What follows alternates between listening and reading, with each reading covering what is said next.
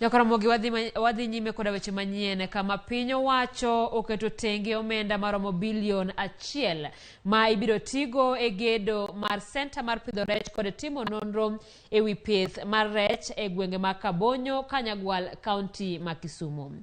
Jokanyo orwako chenro no magigeno ni biro kelo lokruok e pith kod ohand rech matimore e nam Lolwe. Ripota marwa Millicent Adhiambo miyo waler. Geno koro nitie ni pith rech kod kembe mag loso rech biro chier e thuolo mabiro kaluwore gi sir mamedo nyiedhore ewi chenro makamano. Nitiere lo ma wan godo eka 40 mar jo department mar fisheries.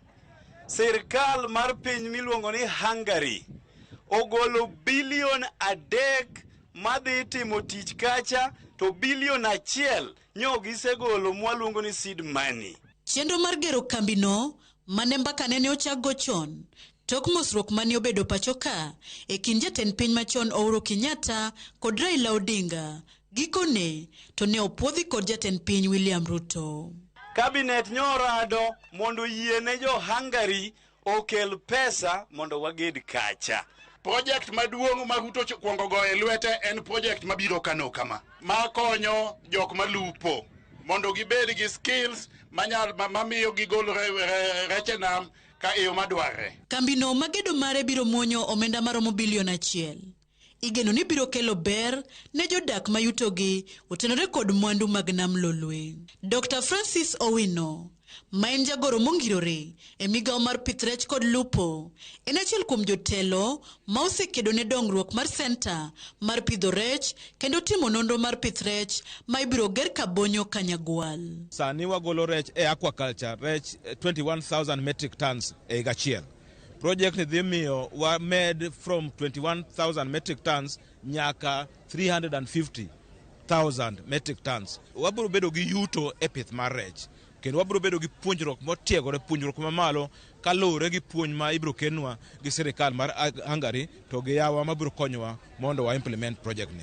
This center of excellence ma iloso ka biro konyowa e timo research mag rech. Wayudo ni nitie ain rech moko manyolale inam ka to wadwa ni giduogi. Mae e kambi mar ariyo ma idhi ger bang' ne oyaw Sagana ei kaunti ma Kirinyaga.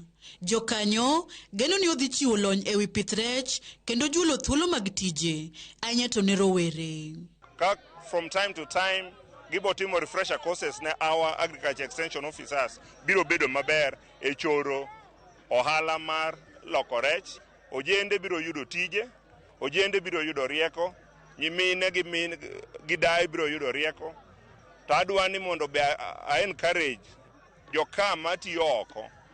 This is an opportunity for investment. Dr. Wino kane medo loso kod Ramogi TV ka ene piny mar Misri, oyango ni chenro mar chako kambino en achiel kuom yore mar kedo kod lokruok e kor lwasi ahinya to e nam Lolwe. Nam manyote wang'iyo ni golo nwa rech pile pile chande, koro ok bi golo rech pile pile kaluwore gi kaka climate change lokore.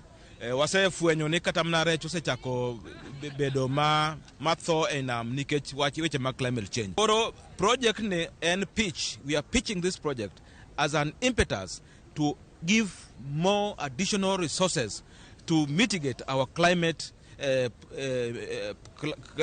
change programs. Jopith rech duto mawuok e alwora ma imbo mar Kenya geno ywayo gogo kod mor toka center mar Kabonyo ochako tich. Mae luoni center no biro jiwo pith ma kit rech mopogore opogore kanyachiel kod bero pith mbuta e kind rech mamoko.